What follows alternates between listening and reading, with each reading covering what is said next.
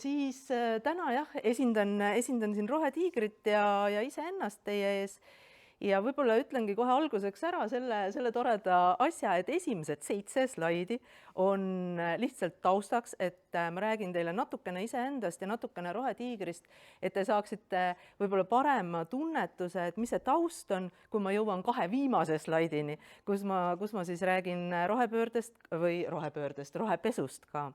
Ja võib-olla kohe ka väike hoiatus siia juurde, et ma kahtlustan, et see minu jutt võib-olla ei kattu kõigi teie arvamusega sellest, ta on võib-olla natukene pehmem ja natukene sõbralikum ja kindlasti ta ei ole teaduspõhine, sest ma vaatasin kogu seda kava ja sain aru, et enne mind räägitakse siin hästi palju arvudest, hästi palju nagu kuidas asi päriselt on ja sellisest informatsioonist võib-olla rohkem ka, et mida saab kätte ka otsides netiavarusest, siis minu jutt täna rohepesu kohta on täiesti minu isiklik arvamus ja seisukoht, ei põhinegi mitte millelgi muul kui minu enda 15-aastasel kogemusel toimetades keskkonnavaldkonnas ja jälgides neid protsesse nii Eestis kui maailmas laiemalt. Nii, aga siis vajutan nupule ja ei juhtu midagi.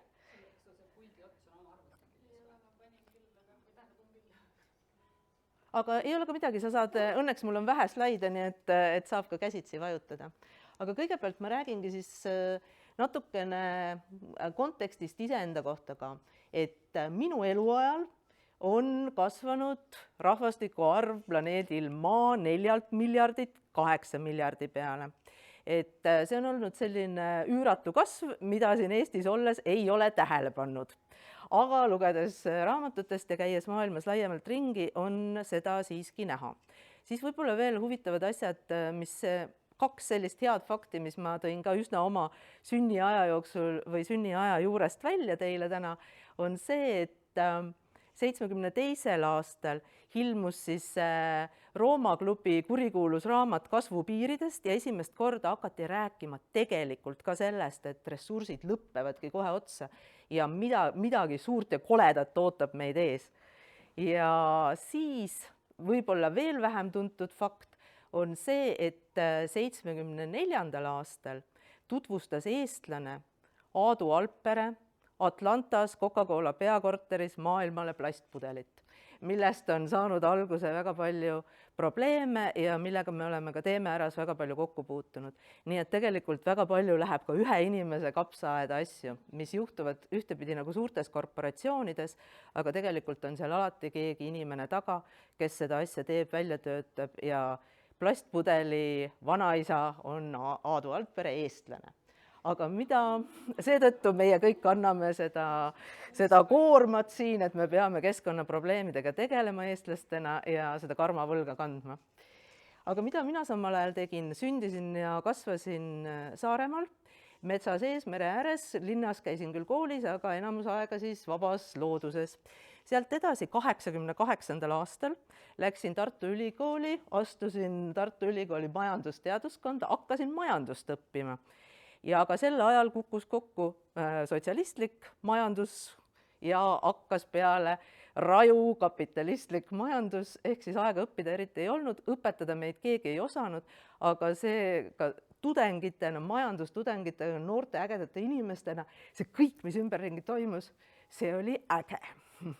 Et alati Tartusse tulles on ka selline väga-väga nostalgiline hetk küljes.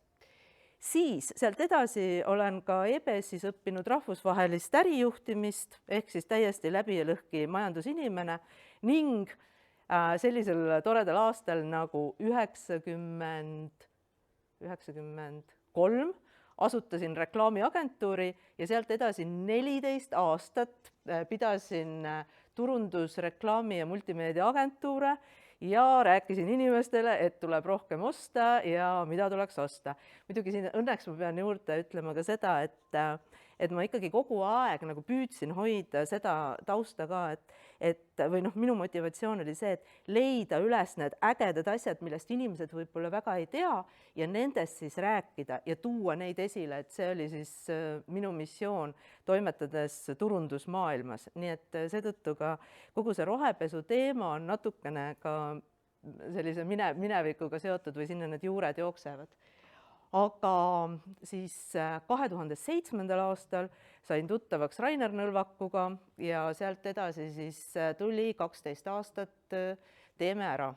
Ehk siis 1. jaanuarist 2008 kuni 1. aprillini 2019 olin kõigi Teeme ära tegevuste ja aktsioonide koordinaator ja Teeme ära sihtasutuse ainus juhatuse liige. Ning 4 viimast aastat sellest karjäärist olin ka esimese maailma koristamise tegevjuht, kus siis septembris 2018 maailmas koristas 18 miljonit inimest 156 riigis ja tänaseks alates maist 2008 kuni tänase päevani on maailmas koristanud Teeme ära raames ligikaudu 100 miljonit inimest. Ehk siis, et see on päris paras suur hulk ja homme just toimub siin samades ruumides jälle Teeme ära talgupäev. Tulen ise siia vabatahtlikuks helistamistalgutele ja Teeme ära algusest on siis möödas 15 aastat, nii et toimetame edasi. Aga siis aastal 2019, kui ma lõpetasin Teeme ära toimetamise, siis küll oli mõte vahepeal, et teeks nüüd elus kannapöörde, hakkaks midagi täiesti muud tegema, aga kuidagi tuli minu juurde see sõna rohetiiger ja siis ma sain aru, et ei, et ikkagi see keskkonnateema on tulnud selleks, et jääda. Ja 1.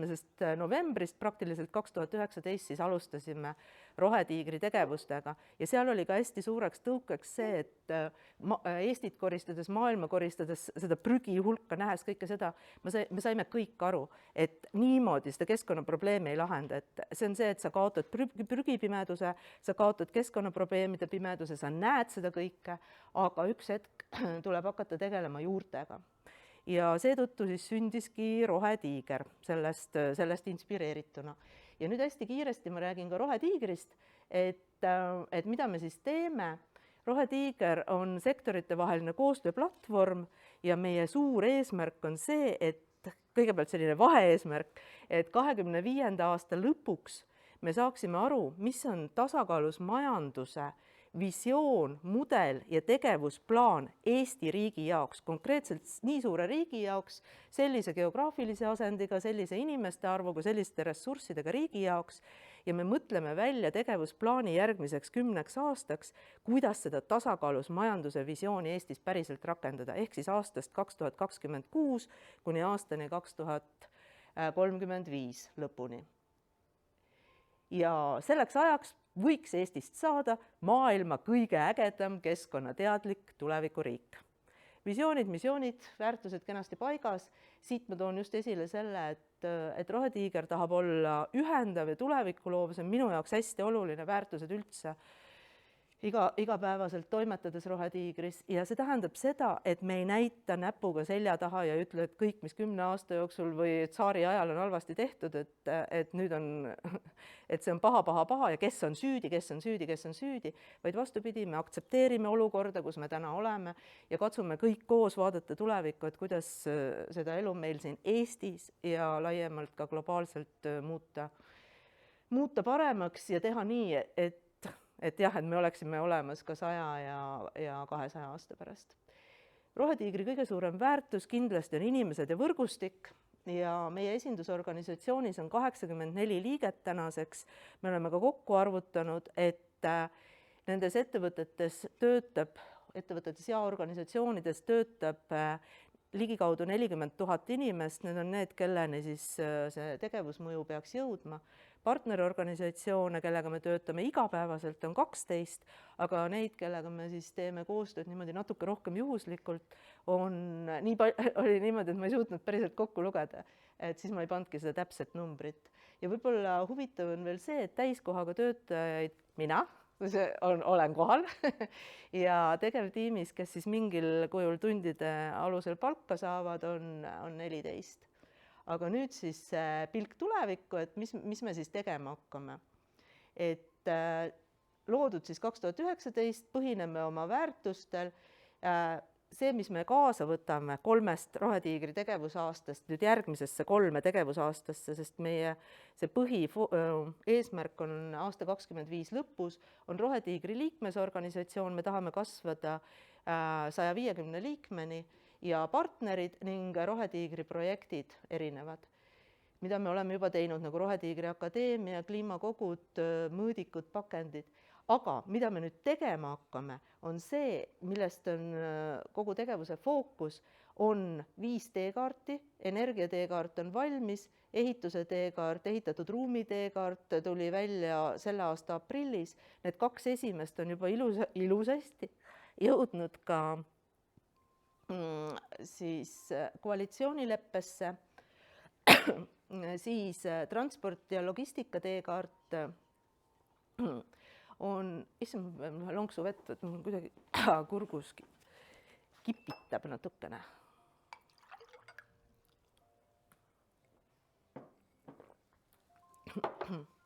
Nii, transpordi- ja logistika teekaardiga alustasime selle aasta jaanuaris, valmis saab järgmise aasta jaanuaris, siis tuleb maakasutuse teekaart, kus on siis põllumajandus, metsandus, kõik sellised LULUCF-i teemad, see saab arvatavasti kõige suurem väljakutse olema, see hästi ära teha. Praegu käisingi just lõuna ja Lavelinaga rääkimas, et hakkame sellega peale otsast.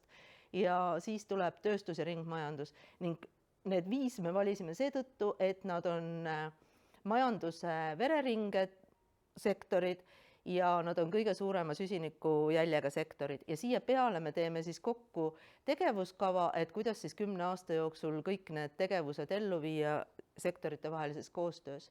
Lisaks tuleb siis tasakaalus majanduse visioon ja mudel ning siin on meil doktorant, kes annab oma sisendi, me teeme 3 korda rahvusvahelise konverentsi.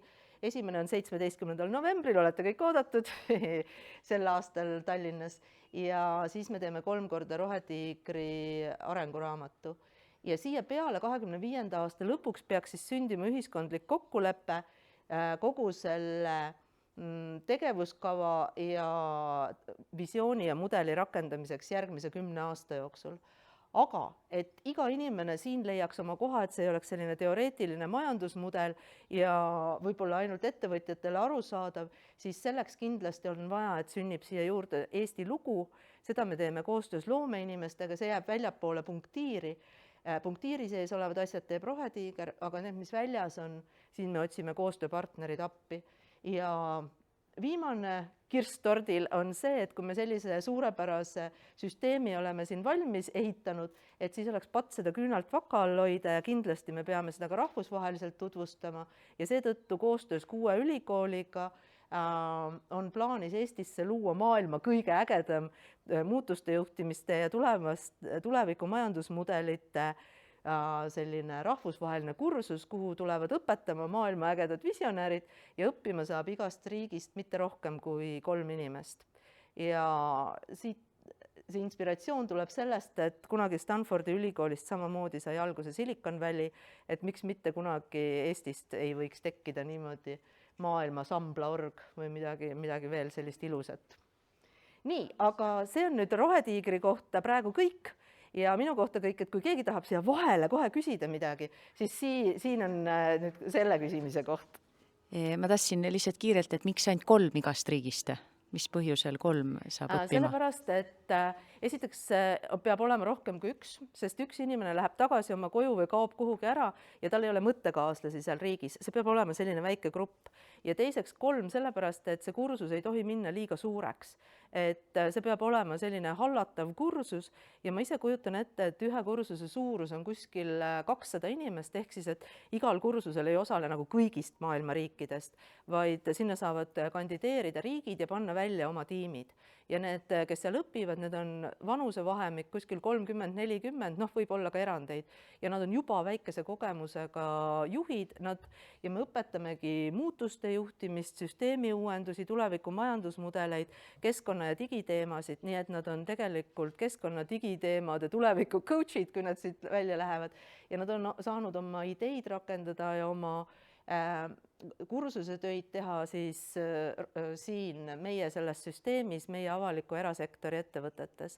Nad lähevad tagasi selle Eesti kogemusega ja igaüks omas riigis saab siis vaadata, et kuidas see teda inspireeris, mida ta saab siis seal kohapeal rakendada. Jah. Ja kusjuures, et see kõik ei ole ka ainult unistus, et kõik need tükid eraldi on tegelikult tehtavad ja kõigi nende tükkidega eraldi me oleme juba ka alustanud. Aga kas see kõik nüüd 25. aasta lõpuks kokku jookseb, siis siin on juba väikest imet ka vaja, et elame-näeme. Igal juhul see Roheülikooliga esimene selline suurem ajurünnak toimub nüüd järgmine reede, täpselt nädala aja pärast, et ma olen juba ise hästi elevil, et vaatame, kuidas see siis läheb. Nii, kas keegi tahab siia juurde veel midagi küsida? Väga hea. Aga siis... Ma korra küsiks selle energia teekaardi kohta, et kuidas praegu mainisid, et kuskile ta on nii-öelda sisse saanud juba, et meie ka siin Eesti Rohelise liikumisega alati meie käest küsitakse, mis on lahendus energeetikasektoris ja nii edasi, siis me ikka alati oleme üritanud viidata sellele energia teekaardile, et näe, keegi teeb, et väga tore. Aga kuidas praegu on, et kuhu ta siis sisse on saanud täpselt ja kas seda ka nagu kasutatakse, et sest nagu päriselt mingi väärtus oleks? Ta on sisse saanud valitsuse koalitsioonileppesse, et näen ka peaaegu valitsuse esindaja peaaegu on kohal viimases reas. et selle üle meil on väga hea meel ja tegelikult, mis on eriti oluline, on see, et ka sektori ettevõtjad, enamus on selle võtnud omale tööplaani ja nad on öelnud, et kui riik teeb ära oma osa, siis ettevõtjad kindlasti investeerivad ja teevad seal teekaardis ka näidatud investeeringud, et ta ei ole selline dokument, mis läheb kuhugi sahtlisse ja öeldakse, et tehtagu või keegi kunagi teeb, vaid ta on hästi praktiline tööriist eelkõige ettevõtjatele ja teiseks tegelikult mul on tunne, et ka avalikule sektorile, et väga palju ja hea koostöö on olnud eriti majandusministeeriumiga siinkohal ja seal ka arengukavadesse, vastavatesse arengukavadesse need teemad on sisse jooksnud. Ja ka sellesse rohepoliitika dokumenti, mida me tegime siis rohepoliitika ekspertkomisjoniga, mis valitsuse juures aasta aega töötas, ka seal olid need sammad meie Rohetiigri energia teekaardi suunad läksid ka sinna kõik kenasti sisse. Et selle üle on nagu siiralt hea meel olnud, jah. Ja ehituse teekaardiga lihtsalt juhtus selline tore lugu, see avalikult nüüd rääkides kõigile, et Pärtel-Peeter Pere, kes tuli meile seda teekaarti tegema aasta tagasi, sel hetkel ei olnud veel aimugi, et ta kandideerib ja ka Riigikokku sisse saab, aga just siis, kui meil oli teekaart valmis, siis teekaardi juht kogemata kandideerides Reformierakonna ridades jõudis Riigikokku ja tänu sellele oli ka see teekaart väga hästi esindatud valitsuse kokkuleppest nüüd. Nii et loodame, et sealt hakkavad ka asjad kenasti ellu minema. Ja transpordi ja logistika teekaarti osas mul on väga hea tunne, sest seal on ka suured tegijad, Eesti kõige suuremad logistika ja transpordisektoris osalejad laua taga ja tundub, et need kokkulepped, mis seal sünnivad ja just vaadates seda rohelist tulevikuga, et need on väga kandvad, sest kui seal otsused ära sünnivad, siis nii see ka läheb, loodetavasti. Aga ma räägin siis rohepesust nüüd natukene nii üksikisiku kui siis organisatsiooni vaatest. Ja siin on tõesti võib-olla algatuseks ma kohe ütlen ära, ma täiesti olen seda meelt ja saan aru ja näen igapäevaselt, et rohepesu on olemas, rohepesu on probleem ja rohepesuga peab tegelikult astuma võitlusesse ja ütlema selgesõnaliselt, kui sa näed seda kuskil, et see ei ole okei. Ja siin on nagu kaks võimalust, kas ütled seda niimoodi otse, suusõnaliselt kirja teel või ütled seeläbi, et sa ei tarbi seda toodet ja teenust, kus sa näed, et on rohepesu olnud mängus. Aga teisest küljest olen mina hästi seda meelt, et siin on see tahtluse küsimus, et rohepesu, kui ta on kuritahtlik, ta on tarbija eksitamine, ta tahetakse näidata ennast paremana, kui tegelikult ollakse väga pahatahtlikult.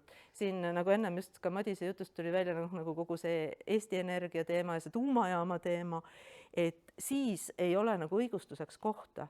Aga mina võtan ettevõtteid täna ja ka inimesi selliselt nagu lapsed, et laps sünnib, ta ei oska isegi rääkida, ta ei oska lugeda, ta ei oska kirjutada, ta areneb. Ta ühel hetkel hakkab tähti tundma, siis ta hakkab veerima, ta hakkab lugema, ta hakkab kirjutama esimesi etteütlusi ja mõni laps kirjutab kunagi suureks saades ka Tõde ja õiguse valmis ja selle üle me oleme kõik õnnelikud. Aga täna sama asi on ka selle keskkonnateemadega. Me oleme siin täpselt samamoodi alguses, nagu me 90ndate aastate alguses olime digiteemadel. Me keegi ei teadnud arvutit, ei osanud kasutada, kõik pidasid raamatupidamist ruudulises vihikus ja paljud arvasid, et see kestabki aegade lõpuni niimoodi, aga see kõik muutus. Ja keskkonnateemadega on samamoodi. Me oleme väga alguses, me peame seda aktsepteerima, et me kõik eksime, me teeme vigu, me ei tea täna lahendusi, aga oleme natukene sõbralikud rohkem ja püüame nagu sellest aru saada. Ja see kehtib nii üksikisiku kui organisatsiooni kohta. Ja no minu kindel arusaamine on ka see, ma saan aru, see läheb ka paljude inimeste arusaamisega vastuollu, on see, et tegelikult igast inimesest sõltub. Igast inimese valikust kodus, tööl ja puhkehetkel sõltub, millises maailmas me elame kõik koos. Ja siin võib-olla jah, et iseenda näitel, et mina mäletan, et oma esimese keskkonnateo ma tegin siis, kui ma olin 5-aastane. Meil oli maja ümber, seal, kus me linnas elasime, sel hetkel Kingissepa linnas, Saaremaal, oli selline heinamaal ümber maja. Ja see oli kortermaja ja need mõningad autod, mis sel ajal olemas olid, need kõik parkisid selle heinamaa peal ja mina siis 5-aastaselt vaevalt oskasin kirjutada, sõbrannaga koos tegime sildid sinna autode juurde, et muru peal parkimine keelatud. Ja see oli nagu päris naljakas kõigile majaelanikele muidugi. Ja sealt edasi on juhtunud igasugused asjad, aga näiteks mina olen selline inimene, kellel on ka mõned sellised asjad, näiteks koduses elus loomulikult prügi sorteerimine, kõik sellised elementaarsed asjad, aga on ka paar täitsa kindlat põhimõtet, et näiteks mitte see, igal inimesel võikski olla paar põhimõtet, ei pea olema nii, et ma olen kas täiesti roheline või ma olen täiesti must või pruun, et seal on 1000 kompromissi kohta ja alati on inimesel võimalus saada paremaks. Et minu 2 põhimõtet on see, et esimene põhimõte sai alguse umbes 15 aastat tagasi, et ma püüan iga päev korjata maast üles ühe prügi. Ma tean, et laias laastus see ei muuda maailmas mitte midagi, see teeb mind ennast õnnelikuks. Ja teine asi, muidugi see, et ma isegi ei suuda meenutada muidugi, et ma oleks elus üldse ühte prügi maha visanud, see võib olla kogemata juhtunud, aga ei saa olla õigustust olla halb ja käituda halvasti, et ma mõtlen, et mina olen organiseerinud maailma koristamise, järelikult ma võin eluaeg prügi maha loopida, sest seda on nagunii vähem, kui see terve maailm on ära koristanud. See ei ole niimoodi, tegelikult sa pead andma iga päev oma pisikese osa sellesse. Ja teine põhimõte on mul see, et mina, kui heas toitumises naisterahvas, ühekordsetest nõudest ei söö. Kui mingit muud varianti ei ole, olen söömata. Vot, ja ma tegelikult ei tee sellest statementi, vaid see on minu enda isiklik põhimõte, mida ma jälgin ja vahest ma mõnele inimesele ütlen, kui on keegi korraldaja niimoodi hästi vaikselt, aga ma ei arva, et seda peaks kuidagi nagu esile tooma, aga see on jälle minu enda jaoks väga oluline, et mul on mingid põhimõtted, millest ma kinni pean. Samas liha ma söön, mitte iga päev, aga natukene püüan kogu aeg natukene vähem ja kõige suurem patt kindlasti on see, et lendan lennukiga ja nii see lihtsalt on, et ma annan aru, et ma ei ole täiuslik, aga ma püüan kogu aeg paremini ja näiteks võib-olla ka see veel huvitav asi, et mis minu puhul on ka oluline, et ma olen võtnud seisukoha, et ma ei oma midagi. Et 20 aastat tagasi, tegelikult isegi 22 aastat tagasi ma tegin otsuse, et mul ei ole vaja autot, sellepärast, et auto omamine on majanduslikult kahjulik, on keskkonnale kahjulik ja on tervisele kahjulik. Ja loomulikult ma liigun punktist A punkti B, ma veedan kvaliteetaega teiste inimeste autodes ja tegelikult suvel kasutan ka rendiautot, aga ma ei näe mingit põhjust, et peaks autot omama. Aga sellest 22 aastast esimesed, ma arvan, julgelt 10 aastat ma ei julgenud sellest isegi mitte kellelegi rääkida, sest kõigil oli esimene küsimus alguses see, et kas su agentuuril läheb nii halvasti, et sa ei jõua omale autot osta. Aga täna on asi teistmoodi. nii et tuleb oodata, asjad muutuvad, elu areneb. Siis tööl kindlasti on inimese kõige suurem mõjukoht on see, mida ta teeb tööl, mida ta teeb oma töökohas. Et näiteks täna on ka niimoodi, et minu käest praktiliselt iga 2 nädala tagant küsitakse, et kas ma oskan soovitada kedagi tööle ettevõttesse keskkonnateemadega tegelema, selleks muutuste juhiks sinna. Neid inimesi Eestis ei ole. Mul ei ole mitte kedagi soovitada lihtsalt. Ettevõtetel on suur tahtmine neid inimesi palgata, aga neid ei ole Eestis. Või vähemalt mina ei tea, et oleks nii palju, keda saaks soovitada. Seetõttu mina soovitan siit, et otsige omale töökoht, kus on päriselt mõju olemas. Minge sellesse samasse ettevõttesse ja hakake seestpoolt õõnestama ja uuristama ja tehkegi see ettevõte päriselt keskkonnasõbralikuks ja päriselt niimoodi, et nad ei tee rohepesu enam. Et see on hästi suur ja oluline mõjukoht. Et see koht, kus sa tööl käid, et seal oleksid asjad nagu kõige paremini korras. Ja puhkehetkel, ka siin on inimesel suured võimalused, et näiteks mina tegelen sellise spordialaga nagu tennis, mis tuli välja, et on välja arvatud motospordialad, on väga saastav spordiala. Ja kuna seal on pallid saastavad, siis hakkasime tenniseklubiga palle kokku koguma ja nüüd kogumegi neid pallid, kõik tennisepallid. Eestis kasutatakse aastas üle 100 000 tennisepalli. Ja need on kõik värskelt visatakse ära, 3 korda mängitakse, läheb prügikasti. Ja nüüd me kogume need kõik kokku ja nad lähevad Taani mööblid alla aluseks, et mööbel ei kraabiks põrandat ära. Kahjuks veel lähevad Taani, aga me otsime ka Eestis firmat, kes nendega midagi võiks tegema hakata. Ja ka näiteks selline pisiasi, et Katariina karbid meie tenniseklubil on nüüd kõigil tennisekotis korduvkasutatavad nõud, sest seal oligi minu streik oli see, et iga kord, kui meil oli turniir ja anti lõuna ajal süüa, siis mina istusin kurva näoga, sest suppi anti ühekordsetest taldrikutest. Vahest mul oli meeles oma kaus kaasa võtta, iga kord ei olnud. Aga nüüd on meil tenniseklubil seetõttu kõigil kenasti korduvkasutatavat topsid kotis, et mina ei oleks söömata. Et sellepärast on igas sellises eluhetkes ja uskuge mind, sellest sõltub väga palju ja see annab hea enesetunde. Teile ei pea seda rääkima, ma arvan, et te igaüks olete selle peale väga palju mõelnud, aga siin on see asi, et kuidas see mõjub meie vaimsele tervisele. Ma sain aru, et siin paar nädalat või 6 aega tagasi oli Martin Noorkõiv just kirjutas selle artikli, et inimene, kui ta annetab natuke raha või kirjutab kuhugi deklaratsioonile oma allkirja, et siis see on olulisem kui kodus prügi sorteerida, siis mina arvan, et võiks seda mõlemat teha. Aga ma arvan, et kõige tähtsam on inimese vaimne tervis tegelikult ja iseendaga hea läbisaamine. Sest kui me läheme lolliks ja hulluks selle roheteema pärast ja me muretseme ennast surnuks, siis sellest ei ole ka mitte kellelegi kasu. Nii et kõige tähtsam on säilitada oma kaine mõistus, oma vaimne tasakaal ja tegeleda võimalikult palju keskkonnateemadega positiivses võtmes. See tähendab teha midagi, nagu päriselt see väike tegu, et sa võtad selle ühe prügi maast ära. See väike tegu on nagu nii oluline nii vaimsele tervisele, kui tegelikult mina usun, et ka planeedile Maa. Nii, ja siin ma jõuan siis nüüd selle teemani, mis oli minu pealkirja teema, ehk siis organisatsioonid ja rohepesu.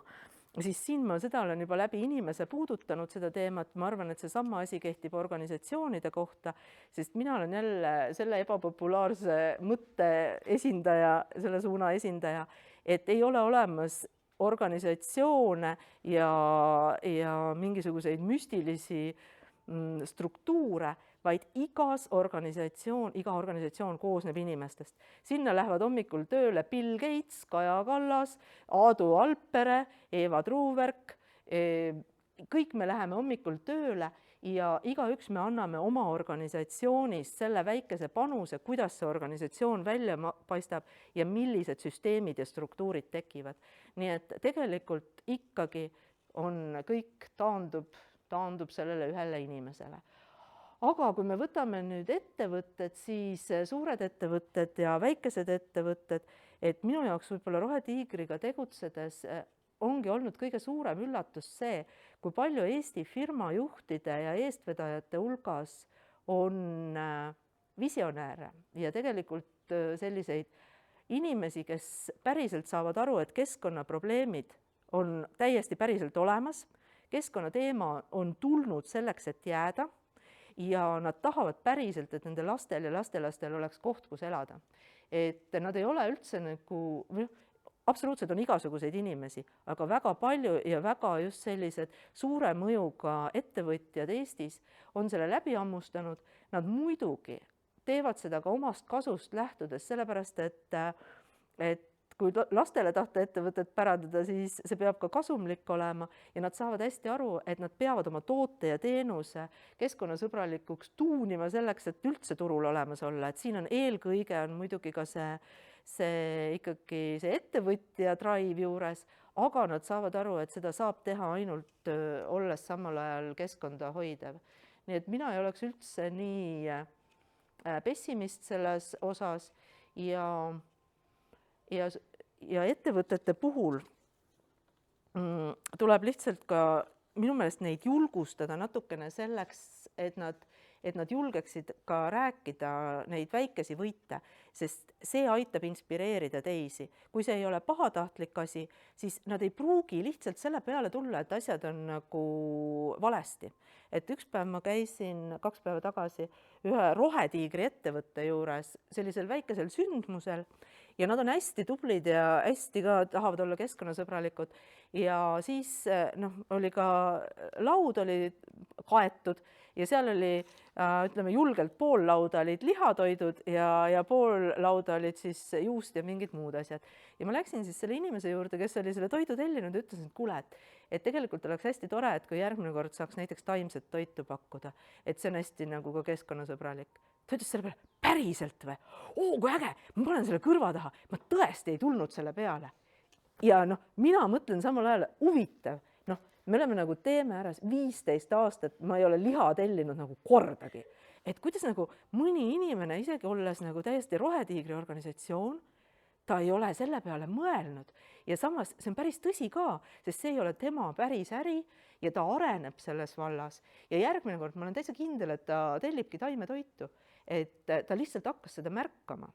Et seetõttu tasub olla selline nagu ka ettevõtete suhtes positiivne ja igasugused asjad, näiteks kas või ma võtsingi selle kaasa, et arvamusfestival.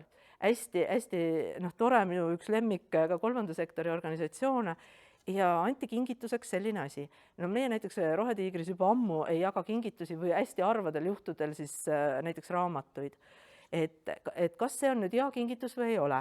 Et ühe mehe vana on, teise mehe uus on siia peale kirjutatud. Taaskasutatud kalendritest märkmik, siin on kalendrid. Et iseenesest mina, kes ma paberit ka meeleldi kirjutan siia peale, ühtepidi ta on reklaam, teistpidi ta on taaskasutusasi, kolmandat pidi sulle anti üks asi vägisi, mida sa tegelikult ei tahtnud, et kas ma nüüd peaks arvamusfestivalist arvama hästi või halvasti selle peale. Et kas see on nüüd rohepesu, ühe mehe vana on, teise mehe uus, ma võin üldse öelda, ma olen naine, miks mulle antakse, et ühe mehe vana. Et asjad, ma lihtsalt tahan seda demonstreerida, et asjadega ei saa minna hulluks ja me ei saa nagu iga asja peale ära solvuda. Et ma nüüd ütleks, et aga meie arvamusfestivalil ala ei tee, sellepärast nad andsid mulle vägisi ühe asja, mida ma ei tahtnud, et nad on rohepesijad ja peale selle ütlesid mu kohta mees. Et ühesõnaga kuskilt lähevad need normaalsuse piirid ja siin avaliku sektori organisatsioonide juures ma saan aru, et nüüd sai mu aeg täis, aga ma räägin natukene edasi veel. Et avaliku sektori organisatsioonide juures, et siin on hästi palju erinevaid tasemeid.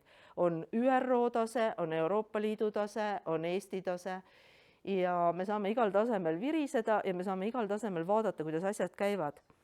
Et mul on olnud selline huvitav võimalus osaleda 3 korda kliimakonverentsil sellel suurel kopil. Esimest korda aastal 2012 Rio de Janeiros, kus me tegime siis suurt koristusaktsiooni side-evendina, siis kõigile nendele osalejatele seal. Teist korda kurikuulsal Pariisi kliimakonverentsil 2015 ja viimane kord siis Glasgow's 2021.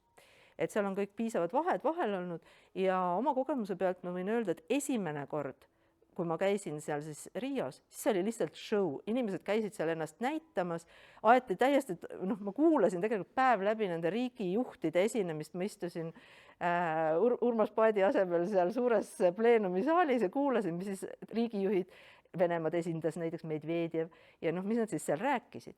Ja ainuke, kes normaalse jutu rääkis, oli Urmas Paet, kusjuures ma pean teda tunnustama, ja ainuke, kes ajast kinni pidas. Ja ülejäänud oli ikka totaalne jama, ma ütleks. Siis, ehk siis lihtsalt käidi ennast näitamas, isegi sõnu ei tehtud veel. Järgmine kord Pariisis, see oli jälle sõnade tegemise koht. Teod läksid täiesti lahku. Seal oli näiteks niimoodi, et kohal on 15 000 maailma tippu keskkonnateemadel, riigijuhid, kolmanda sektori juhid ja siis erasektori tippjuhid. Ja siis on niimoodi, et näiteks söögisaal, nii suur nagu see siin, kohviku lauad, siis lähed sinna uksest sisse. Ma ei ole oma elu sees näinud nii prügist ruumi, nagu see Pariisi kliimakonverentsi kohvik. Seal vedeles kõik põrandal, seal olid saiad, toit vedeles laua all. Ma mõtlesin, et see ei ole nagu päriselt ka võimalik, et need inimesed siin on siis see maakera lootus. Et nemad on siis need, kes kirjutavad alla sellele Pariisi kliimakonverentsi kokkuleppele. Ja ukse taga, mina läksin mööda sellest suitsualast, seal oli niimoodi, et suitsualal oli igast inimesest prügikast oli meetri kaugusel. Inimesed suitsetasid, suitsu ots kukkus maha. Ei vaevutud seda prügikasti viskama meetri kaugusele. Ja siis mul tuli selline ahastus peale, et see on tegelikult üks hea lugu, ma ikka selle räägin ka ära. Lendasin pärast lennukiga siis koju sealt Pariisist lennukiga ja võtsin sealt suvalise parda ajakirja välja eest sellest istme taskust ja mul oli täitsa kindel plaan, et ma lõpetan teeme ära, ma lõpetan üldse kõik keskkonnateemad ära, ma lähen Saaremaale, hakkan porgandeid kasvatama. Ja siis võtsin selle parda ajakirja, tegin selle suvalise koha pealt lahti ja seal oli selline suur reklaam, lehekülje suurune reklaam, üleni must taust, selle peal oli üks küünal ja alla oli kirjutatud ema Theresa tsitaat umbes selline, et kui sa tunned, et sa oled täiesti totaalses pimeduses, siis tea, et ka see sinu süüdatud küünal, see üks küünal on oluline terve maailma jaoks, et ära kaota lootust. Ma vaatasin seda reklaami ja mõtlesin, et vau, et see ei ole lihtsalt võimalik. Pärast teised küsisid kodus, et kuule, kas sa teisi ajakirju ka vaatasid, et ka seal kõrval sahtlis sellel ajakirjas oli ikka sama reklaam, et äkki see oli mingisugune ilmutus. Aga ühesõnaga, selline lugu tulin tagasi ja tegin teemerat edasi. Ja kolmandat korda Glasgow's käies, seal me käisime lihtsalt juba kuulamas, ma näen, et sul on käsi püsti, kohe küsin. Lõpetan oma monoloogi selles hetkes, kohe küsin. Et seal käisin siis juba uurimas seda, et kas maailm on valmis rohetiigri jaoks, et kas selliseid asju on olemas kusagil ja kas sellistel mõtetel võiks olla kandepinda. Ja Glasgow's 21. aasta sügisel ma nägin seda, et on jõutud sõnadest nagu päriselt selleni, et otsitakse lahendusi. Mitte keegi veel mitte midagi ei tea, kõik olid täiesti nagu niimoodi, aga ma esimest korda tundsin, et päriselt on olemas see tahe maailmas, et leida lahendus.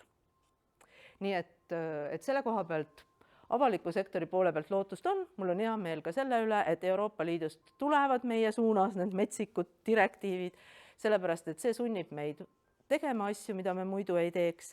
Ja näiteks nutti ala selle suunal, et me ei taha oma maju renoveerida, ma ei saa lihtsalt sellest aru, kui meil on olemas rahad, meil on olemas võimalused, miks me ei taha elada tervislikemates ja soojamates majades. Täiesti arusaamatu, aga õnneks need asjad ikkagi arvatavasti kõik hakkavad juhtuma. Ja vabakonna organisatsioonid, et samamoodi meie, kes me korraldame oma sündmusi igasuguseid, me saame ju teha seda, et me teeme need võimalikult keskkonnasõbralikud ja mõtleme läbi iga detaili. Et näiteks eelmine kord, kui ma tegin viimati Rohetiigri sündmust, siis kuni selleni välja, et need lilled, mida sa paned laua peale, et need ei ole need, kui sa üldse paned lilli, ma ei arva, et peaks väga kaunistama lõikelilledega tube, aga väga rumal on panna sinna neid, mis on siis lapstööjõuga ülemürgitatud kasvuhoonetes kasvatatud Kesk-Aafrikas ja toodud suure transpordi jalajäljega Eestisse. Miks me paneme neid mürgiputkesid oma laua peale? Aru ma ei saa tegelikult. ja kuni selleni välja jah, et sa paned lauale need nartsissid, mis sa oled naabrinaise peenra pealt saanud, kuni selleni, et sa pakud neid õunu, mis on kasvatatud Vasula aiandis, mitte sa ei paku neid apelsine, mis on samamoodi toodud kuskilt, ma ei tea, kust kohast puu tagant. Et siin ja lisaks sellele muidugi ka see, mis me teeme huvikaitses ja mis me teeme valgustustööna organisatsioonide suunas, ma mõtlen nüüd kõik vabakonna organisatsioonid keskkonnateemadel, et see on ülioluline tegevus. Nii, aga küsimus. Aitäh, mul on kogu aeg olnud põnev ja tekkis vahepeal juba kiusatus küsida, kas on veel üks slaid, mis rohepesust ka räägib, aga mul on tunne selle aja jooksul, ma juba sain nagu mõned mõtted rohepesu kohta ka kätte. Ja mul tekkis haakuv mõte, eile meil oli siin ringmajanduse koolitajate koolitus, kus ma osalesin ja Kadri-Kalle ja Mairi Tiido on seal koolitajad, kes on väga kihtid, kes kui organisatsioonid küsivad, et meil oleks kedagi nõustajat, mina julgeks öelda küll, laulupidu näiteks nad nõustavad. Nad rääkisid sellisest võistlusest, mis lastele tehti, et koguge kokku oma need küünalde ümber olevad alumiiniumist katted ja siis see natuke pöördus iseenda vastu, et lapsed hakkasid nõudma vanematelt, et ostke neid hästi palju, siis me saame võistlusel võita. Ja selle koha pealt ma ütleks, et esimese hooga mõte oli ju tegelikult jälle selline väga hea, ta ei olnud lihtsalt lõpuni mõeldud mõte ja keegi ei tulnud selle pahatahtlikkuse peale, aga täpselt sel hetkel, kui see asi välja tuli, oleks tulnud see võistlus lõpetada ja teha pressiteade või mingisugune sõnum ja öelda, nii kallid kaaskodanikud, et välja on tulnud selline lugu tore, et teie nüüd teete poes sisseoste, et täita seda normi, et selle nalja nüüd lõpetame ära ja tänu sellele oleme me lõpetanud ka kogu selle aktsiooni. Et alati on võimalik tulla samm tagasi, kui sa saad aru, et see asi, mis sa teed, ei ole olnud kas lõpuni läbi mõeldud või tõesti keegi ütleb sulle, et kuule, et kas sa ei arva, et see on äkki rohepesu, millega sa tegeled, siis sa saad öelda, aga kui nüüd tõesti mõelda, ja siis sa tunnistadki, ütled vabandust, ma ei saanud päris täpselt sellest asjast aru ja siit kohast me läheme edasi teistmoodi. Et seda on alati võimalik teha.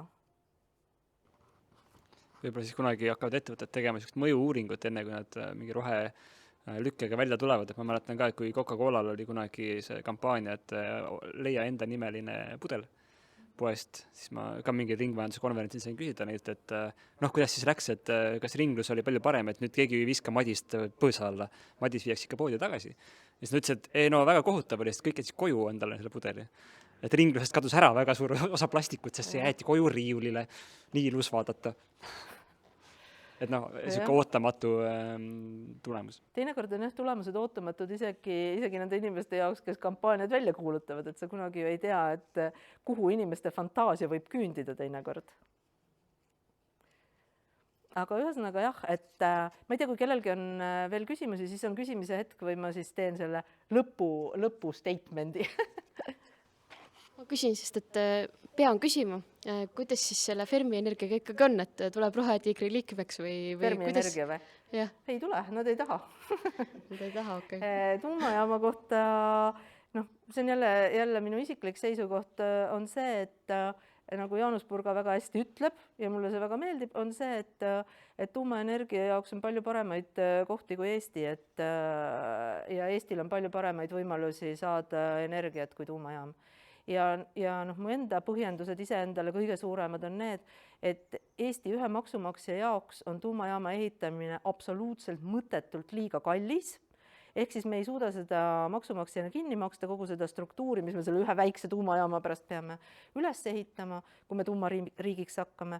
Ja teine asi on see, et ma siiralt olen arvamusel, et ükski tuumajaam ei saa siin valmis enne 35. aastat, mis tähendab seda, et me peame umbes 5 aastat vahepeal ilma energiata olema, et kuidas see nagu päriselt võimalik on. Sest kui me paneme oma põlevkivi ikkagi 31. aasta lõpus kinni, mis ma loodan, et juhtub, siis sinna vahele jääb päris pisukene auk, kus ma ei näe lahendust.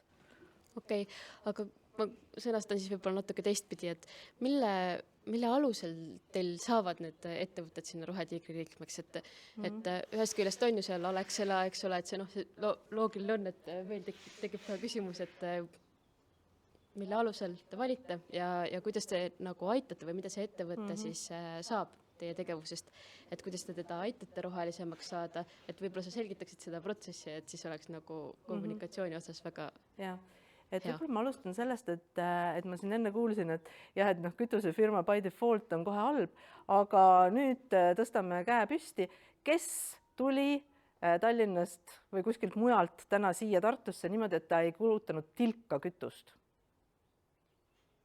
1 inimene, 2. Jah, no jah, Tartust, no natukene rohkem, et tegelikult ütleme, tuleb 30 inimese peale umbes 5 inimest. Et lihtsalt karm tõsiasi on see, et me ei saa tänapäeval liikuda punktist A punkti B, kui meile keegi kütust ei müü. Et see lihtsalt on, me veel ei oska teleporteeruda, võib-olla 10-20 aasta pärast juba oskame või on meil siis nii tore, et me ainult elamegi selles 20 ruutmeetris ja kogu maailm tuleb meile virtuaalsena kätte. Et noh, kõik asjad on võimalikud, aga aktsepteerime seda olukorda, kus me täna oleme, ehk siis, et Alexela müüb kütust ja me kõik ostame seda kütust. Aga olles Alexelat ka seestpoolt nüüd näinud päris korralikult, on see, et nemad on need inimesed, need juhid ja omanikud seal, kes päriselt tahavad, et meie Eestil läheks hästi, et nende äri oleks olemas ja et nad saaksid terve ja keskkonnasõbraliku ja ilusa Eesti pärandada edasi ka järeltulevatele põlvedele. Ja nad selle nimel tegelikult teevad täna päris kõvasti tööd ja nad vaatavad väga kõvasti ette, mitte 3 või 4 aasta peale, vaid nad vaatavad ette 10 ja 20 aasta peale ja nad otsivad neid trende ja võimalusi, sest tegelikult kuidas ju olukord on majanduses, et täna ehitati valmis just Tallinkis laev, mis sõidab Läänemerel järgmised 40 aastat. See laev peab sõitma veel merel aastal 2060. Ta peab täna, kui teda ehitatakse, ta peab teadma, mis kütusega ta sõidab, kust ta oma energia saab, kuidas ta on utiliseeritud. Samamoodi on näiteks Lux Expressiga, ta peab ostma täna busse. Kas ta ostab vesinikubussid, gaasibussid, diiselbussid endiselt. Samas Alexela peab ehitama taristuid. Ta peab aru saadama, mis bussid ostab Lux Express, mis autosid toodab Audi ja ehitama siis 10 aasta pärast vastavad taristud meile üles. Samal ajal peab LHV neile kõigile laenu andma, ta peab aru saama, mis on see roheline laen. Kas ta annab siis gaasitanklale laenu või ta annab vesinikutanklale laenu.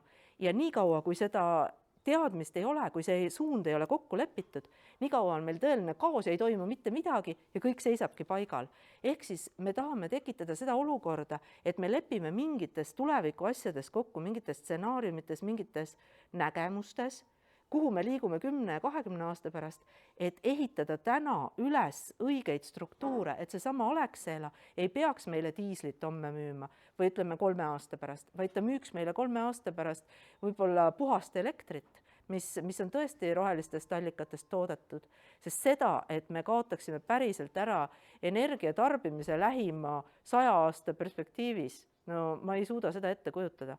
Lihtsalt see energia tuleb teistest allikatest, aga seda, et me suudaksime olla ilma oma telefonide ja arvutiteta, ilma energiat tarbimata, no ma arvan, et inimkond on nõus üksmeelselt välja surema, aga oma telefonist keegi ei loobu täna enam.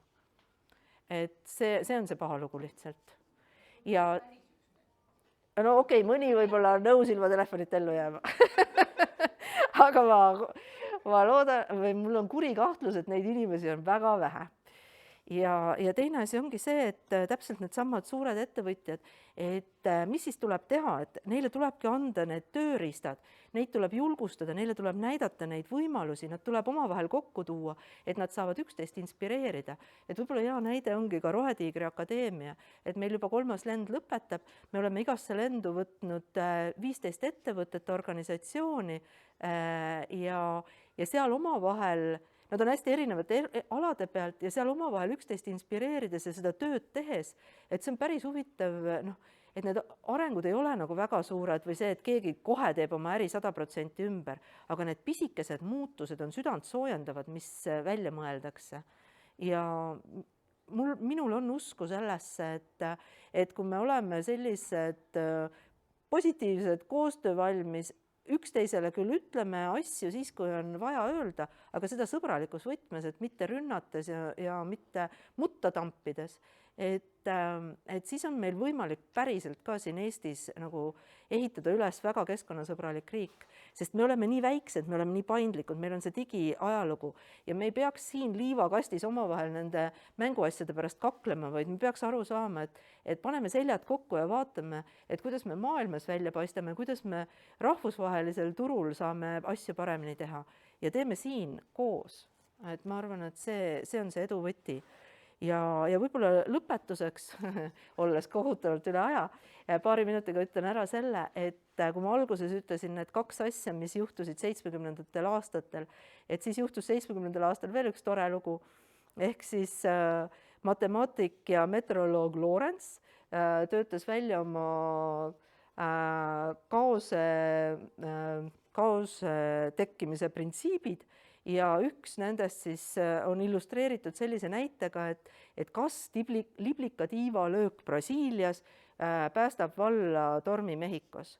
Ja tegelikult see täpselt nii ongi.